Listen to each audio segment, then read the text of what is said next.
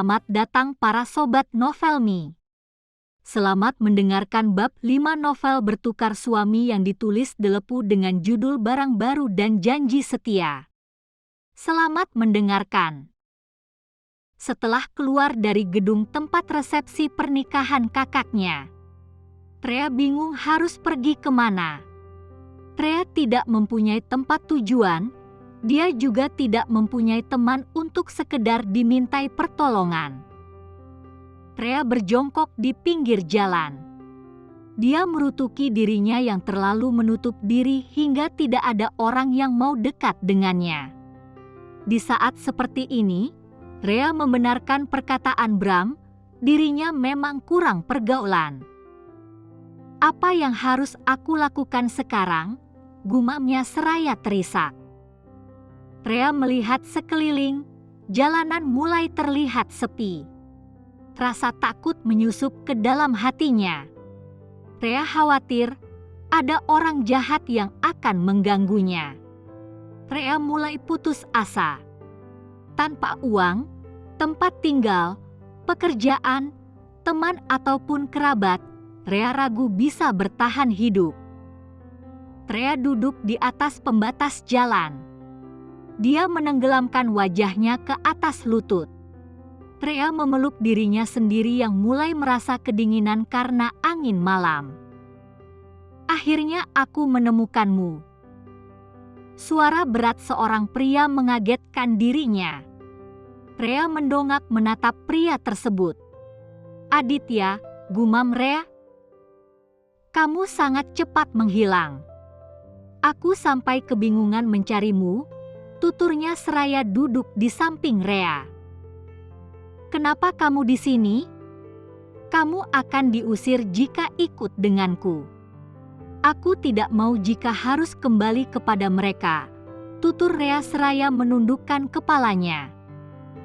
Trea terkejut saat tiba-tiba Aditya memasangkan jas ke tubuhnya. Dia pun kembali menatap Aditya yang masih berwajah datar seperti biasanya.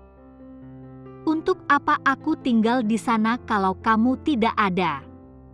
Kamu istriku, aku akan menghormati keputusanmu untuk pergi, ucapnya. Trea tertegun mendengar perkataan suaminya. Seketika, rasa haru menyelimuti hatinya. Trea kira suaminya akan memilih tinggal bersama mertuanya dan tidak akan peduli padanya.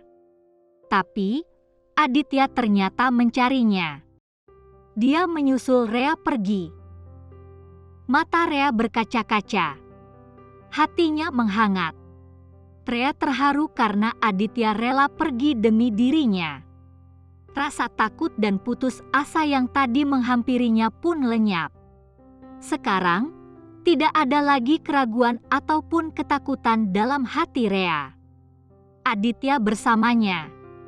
Trea tidak sendirian. Trea berhamburan ke pelukan Aditya. Aku berjanji, aku akan membuat hidupmu nyaman. Aku akan bekerja keras untuk memenuhi kebutuhan kita. Terima kasih karena tidak meninggalkan aku, isaknya. Tubuh Aditya terasa menegang. Dia juga tidak berucap sepatah kata pun. Trea sempat khawatir jika Aditya akan meragukan keputusannya, tapi Trea kembali tenang saat merasakan tangan Aditya yang membelai punggungnya. Terima kasih, ucap Trea seraya mengeratkan pelukannya. Setelah tangis Trea mereda, dia dan Aditya memutuskan pergi ke rumah Nandraswara. Mereka datang untuk mengambil barang-barang pribadi mereka. Kamu yakin tidak akan membawa apapun lagi? Tanya Aditya. Dia heran melihat isi koper istrinya yang hanya berisi 3 setel pakaian lusuh dan tidak layak pakai. Trea mengangguk. Baju-baju itu bekas Azalea. Aku tidak mau membawanya. Apa kamu hanya menerima barang bekas? Kenapa hampir semua barang-barangmu bekas Azalea? Tanya Aditya seraya menautkan kedua alisnya. Trea mengangguk. Ya, dari kecil sampai sekarang aku selalu memakai barang-barang Azalea. Tapi aku senang karena sekarang Azalea yang memakai barang bekas milikku. Maksud kamu? Rhea tersenyum. Bram, dia bekas priaku, ucapnya seraya tertawa lepas. Tiba-tiba, tawa Rhea mereda. Dia sadar kalau dirinya pun kembali mendapatkan barang bekas kakaknya. Sepertinya aku memang ditakdirkan untuk memakai barang bekas Azalea, gumam Rhea seraya menundukkan kepalanya. Giliran Aditya yang tertawa. Dia tertawa dengan suara keras. Rhea tertegun melihat tawa yang menghiasi wajah suaminya. Dia tidak menyangka jika Aditya bisa tertawa juga. Selama ini, Aditya hanya memperlihatkan wajah datarnya saja. Bahkan saat orang tua Rhea menghinanya, dia tidak pernah menampakkan ekspresi kesal sedikit pun. Tapi sekarang, pria itu tengah tertawa. Rhea tidak bisa menebak isi pikiran Aditya. Namun, Rhea senang melihat tawa di wajah suaminya. Aditya terlihat tampan, bahkan lebih tampan dari Bram. Rhea segera mengenyahkan pemikirannya. Tidak baik membandingkan suami sendiri dengan suami orang lain. Kenapa tertawa? Memangnya ada yang lucu? Tanya Rhea. Dia penasaran dengan hal yang bisa membuat suaminya tertawa. Aditya menghentikan tawanya. Dia menatap Rhea seraya mengulum senyumnya.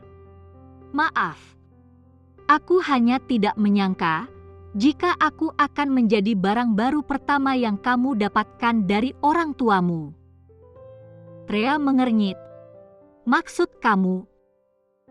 Aku memang mantan suami Azalea. Tapi aku tidak pernah menyentuhnya sedikit pun. Jadi bersyukurlah, karena kamu akhirnya mendapatkan barang yang belum tersentuh oleh kakakmu, jawabnya. Rhea terperangah seraya mengedipkan matanya. Kamu serius? Bagaimana mungkin kalian menikah tapi tidak pernah bersentuhan? Entahlah. Dia tidak pernah memintaku untuk menyentuhnya. Dan aku pun tidak pernah berkeinginan untuk melakukannya, jawabnya acuh. Kalian pasangan yang luar biasa, gumam Rhea seraya tertawa kering. Rhea menilik wajah suaminya. Tidak ada yang kurang dengan wajah Aditya. Hidung mancung, bibir tipis, mata elang dan manik hitam yang terbingkai dalam rahang kokoh yang begitu sempurna. Hanya satu kata yang tepat untuk menggambarkan wajah Aditya. Tampan. Dia benar-benar tampan. Mungkin Rhea pun akan jatuh hati jika tidak memiliki Bram.